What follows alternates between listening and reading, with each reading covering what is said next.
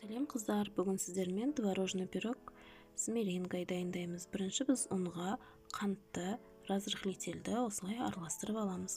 Оған сары майымызды қосып, оны да араластырамыз. Осылай мұжып араластырып аламыз. 3 жұмыртқаның сарысын саламыз. Оны араластырып, сосын қаймақ саламыз. 1-2 қасықтай. Сосын жұмсақ қамыр елейміз.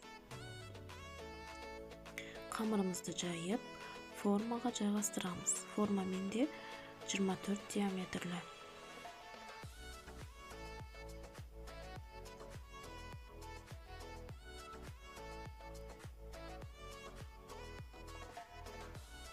Осылай шеттерін әдемілеп формаға жайғастырамыз.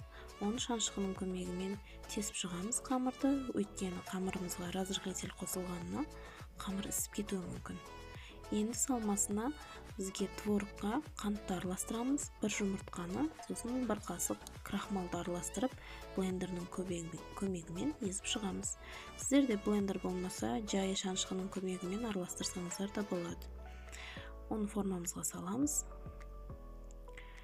Қамырдың шеттерін кішкене дұрыстап, пешке жібереміз.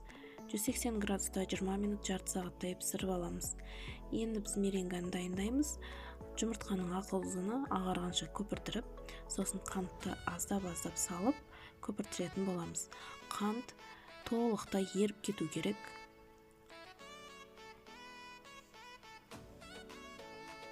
Креміміз өзінің формасын ұстайтын, осындай қатты, жылтыраған түске кіру керек.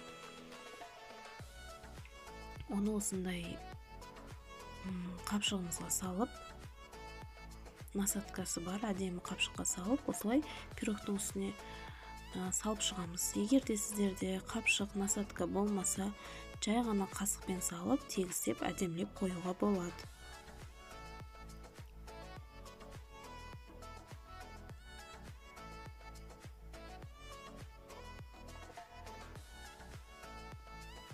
Пирогымызды меренганы салғаннан кейін тағы да 5-10 минут үсті қызарғанша қойып аламыз. Суытып барып, кесетін боламыз. Бізде өте дәмді, жұмсақ, осындай әдемі пирог болып шығады. Дайындап көрулеріңізге кеңес беремін.